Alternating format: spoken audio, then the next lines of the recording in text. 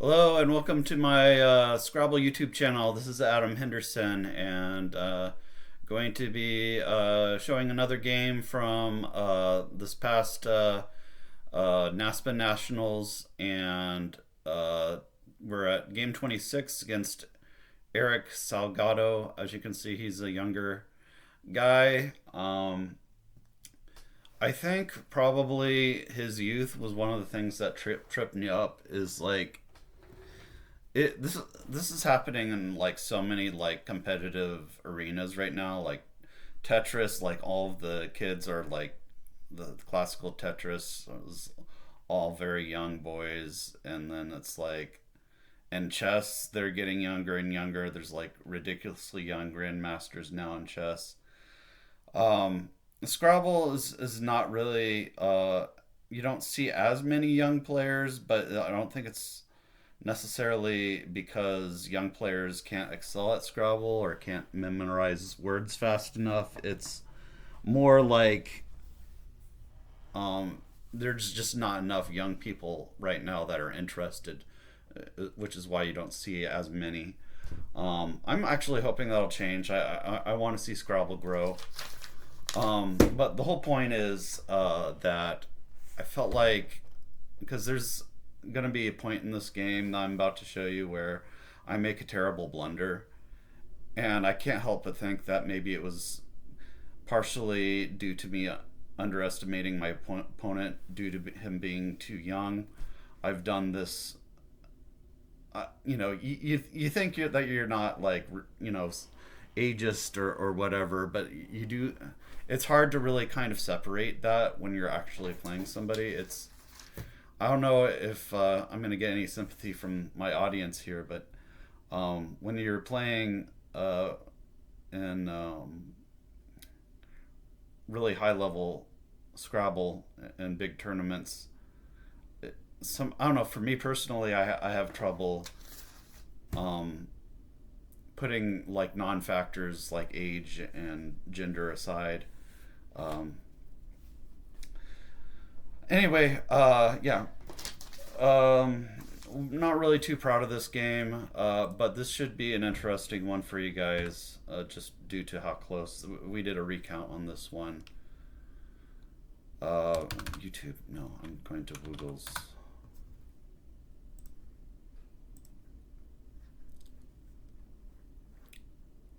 Been having some back trouble lately, so just bear with me. I bought this new chair though, so hopefully that'll help. I also saw a new chiropractor yesterday, so I'm hoping that it seemed promising after the first adjustment. So here's hoping that things will get better. Annotator has been updated. That's nice.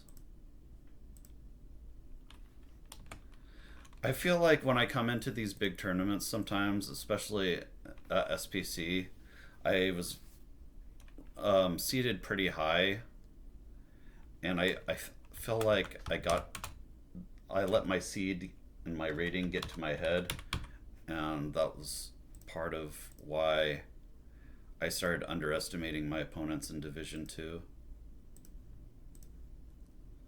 If you have any experiences like that yourself, where you feel like things like age or your own rating have somehow caused you to overestimate or underestimate your opponent, put your experiences with that down below in the comments section. I'd love to hear it. Um, I'm actually glad I'm not a chess player, because I was watching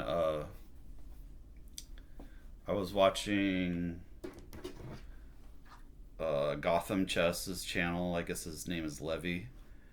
And he played in a tournament recently, and like he said, like average age of his opponents was like 13 or something ridiculous like that, because he kept getting paired with really young like players, and it's just amazing how young these top chess players can get.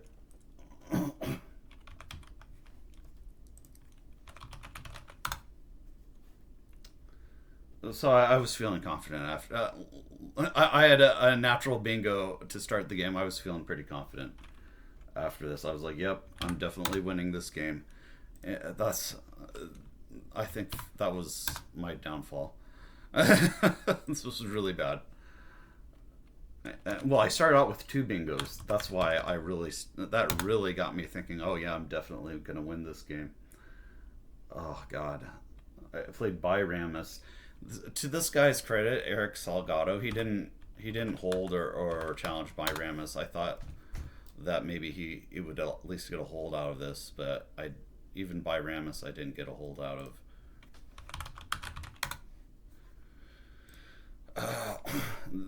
For those that don't know, this is a simple anagrammer on a console program that I wrote in C++ years ago, and I still use it to this day. There was the final round in a WoW in the New Year's Day tournament. Someone missed early in the game, Friulano, and then you can see it has the exclamation mark. That exclamation mark. Another one that you can possibly see is like asterisk. Asterisk means it was like added in the early 2000s, like 2006, and then the exclamation mark means it was added in 2016. There's quite a few words that were added in 2016, so you'll see a lot of exclamation marks. Yeah, I enjoy using this anagrammer, but I'm sure there's free anagrammers, and you can always use Ziziva.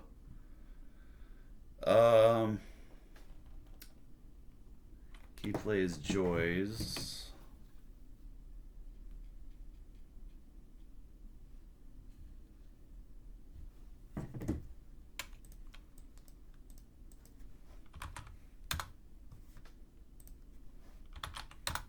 So actually, Joyce was a pretty high-scoring play on his part. So he's not 74 to 150. He's not down as much as he would need to be for me to feel safe this early in the game.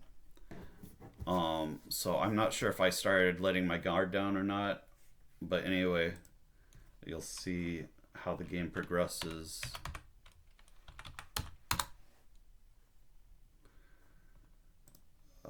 I missed Jim. Yeah, Jim is definitely better than Yum, which is what I played. Yeah, Jim is way better. Okay, so that was a miss. Yeah, I think I'm already playing suboptimally. Partially, probably, I was getting overconfident due to my early lead. I thought, yeah, I got this. It's taken me a long time for me to go over this game because some of these games are just not fun to go over when you really make a huge blunder like I did in this game.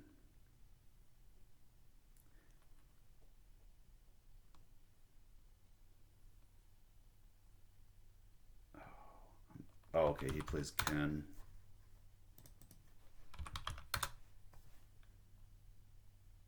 Okay, now we've got the slowdown problem to deal with again. Alright. I actually drew two vowels, which wasn't bad.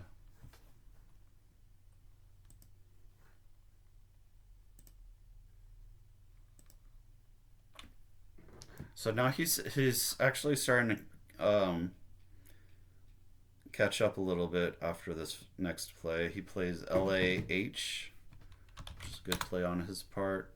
Scores well. I think it was like 39.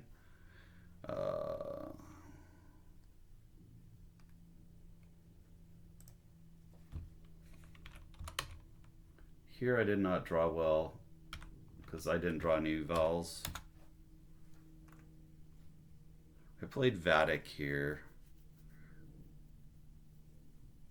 which is probably not right.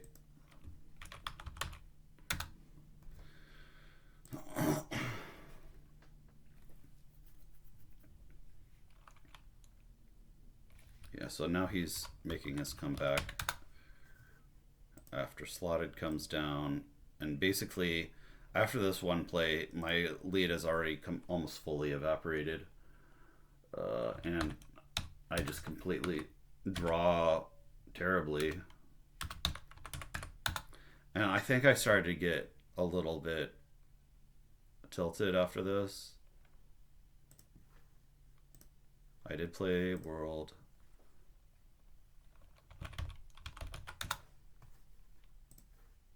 And so now you can see he has actually the lead.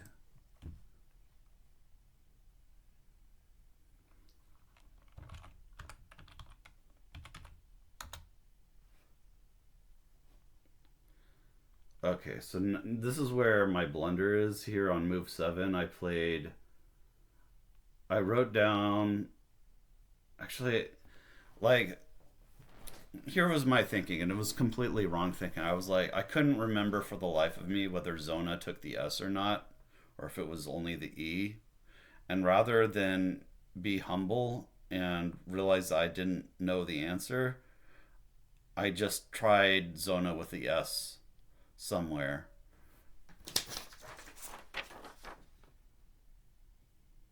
So I played Zonas for 56 somewhere, but I'm not entirely sure. Oh, I can. So I played it here. I should have played ads.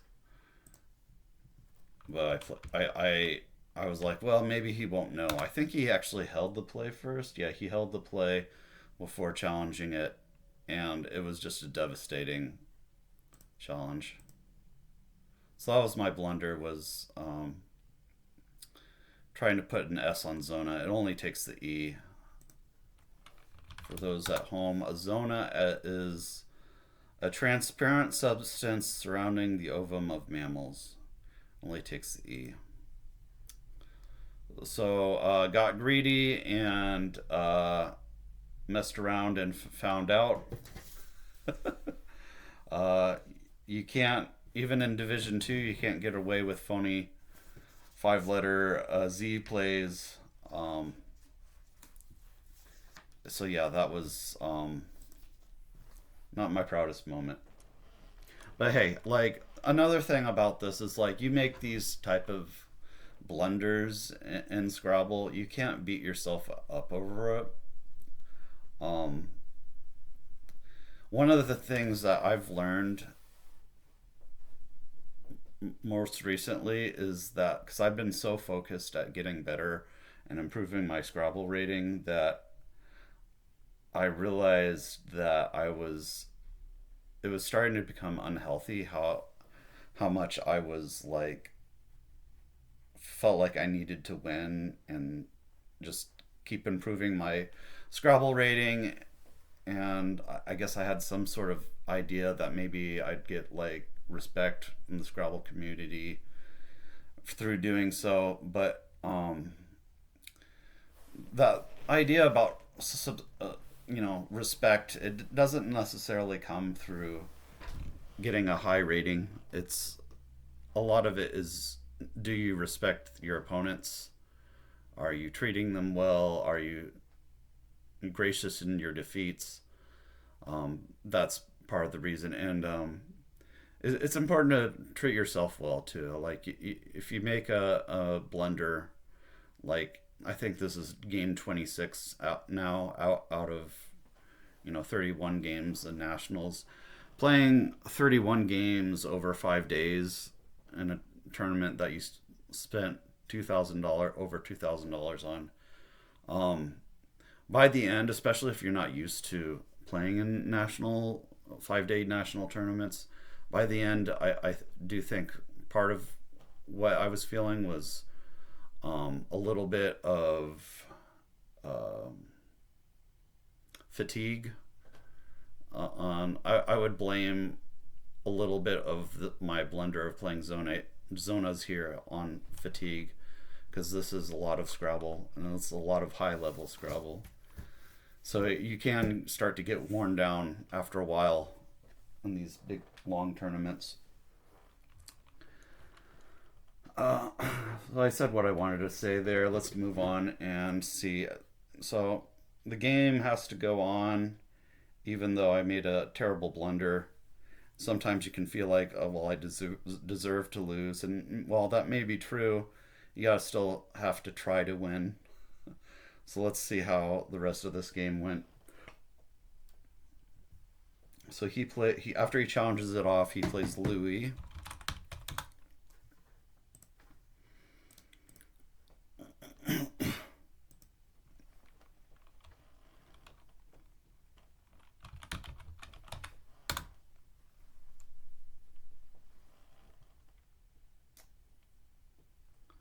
And then Rap comes down. No, I played Zona first. Hold on. I have the same. I skipped over.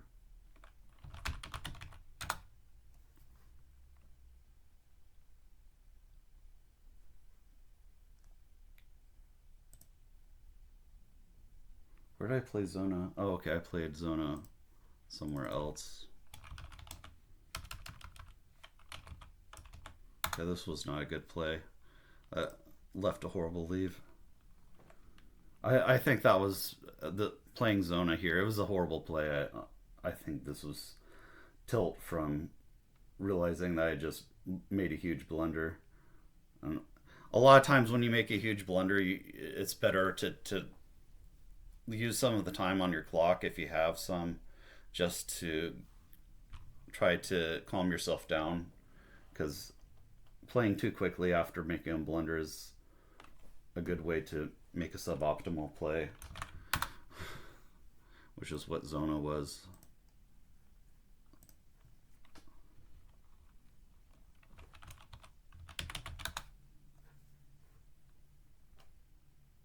So here's where I played Wrapped. I should have played Adapt and well, it does hang a T in a kind of a dangerous spot. But anyway, I played Wrap here. I'm not going to go into too much analysis on this particular game.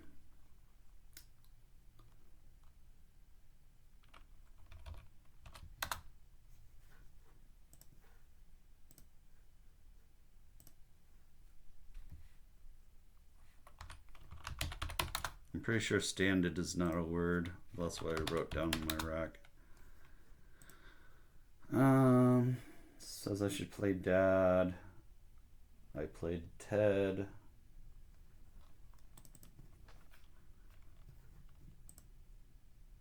Okay, so Caddy is good because it keeps a bingo leave, but where are bingos? Okay, bingos are gonna fall. Yeah, I kind of like Caddy here.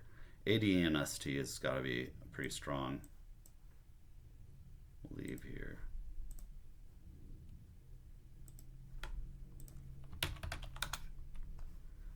So yeah, it's like it won't give you the value of a 6-tile leave, but it looks like it's almost 30 points of equity.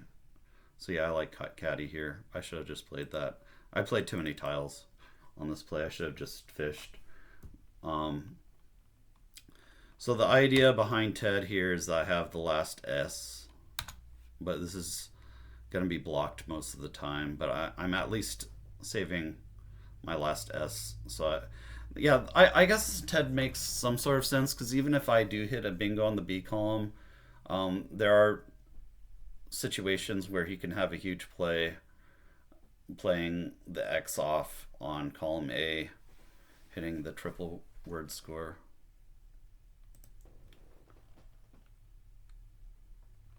So yeah, he blocks, very natural thing. If this is a computer playing, a computer probably wouldn't block the S spot that I just created, because computers, even the top ones, don't really understand like threats in Scrabble.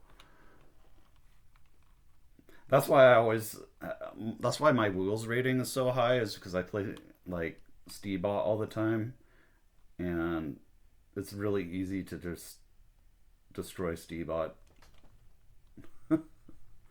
Because there's just so many ways to exploit bots.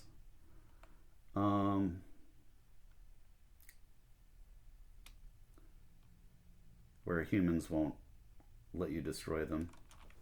I had a really pretty good rack after Ted, though. It doesn't form any bingos, but the X should be very good for me. What did I do? I just played Axe for 34. Yeah. That actually gives me another bingo spot, so that's good. And then what does he do? So yeah, this end game gets really close.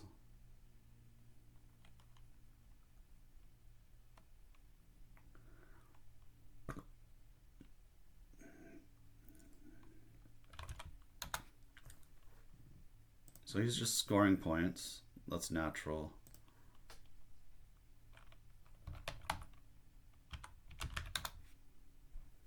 Noridic? No. Okay. I was like, what? All right. That's just a random rack that it populated. Okay. Yeah, I played Edge. So yeah, even though I'm playing probably close to optimal in these last few plays, it's not going to be enough. And that's just unfortunate. So he finally, this very well may be something similar to his wreck, because he did have the F. But yeah, he finally blocked the bingo spot that I was trying to distract from, which was not great for me. And then I finally draw the blank after he does that. And now I don't have any bingo spots for a bingo. This is a very frustrating, because I thought maybe I could still win this game despite my blunder, and it was very close. And maybe there still is a way to win. I went with N2 for 10. Yeah, so N2 is smart. I'm just opening up two. The idea behind N2 is that I'm opening up 2 lanes, and it's not necessarily the easiest to figure out how to block. But I think he figured it out. He played, because he has to block both rows 2 and 4. But he thought for a while and came up with Coney, which does block it. But here I have to pretty much bingo or lose.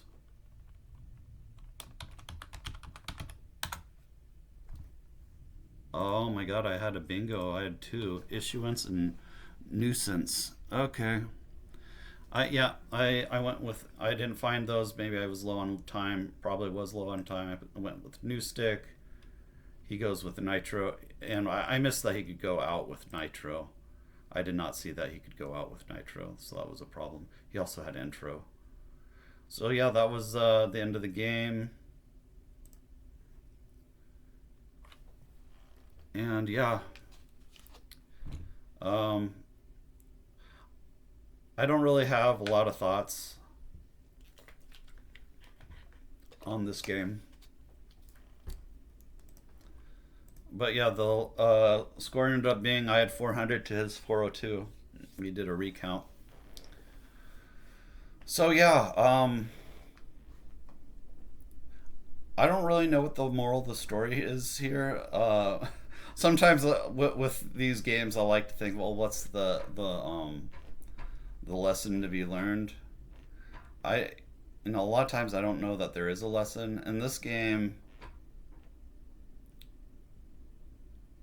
I really do think that part of my logic when I played Zonas was thinking that his youth may have made it so he wouldn't challenge.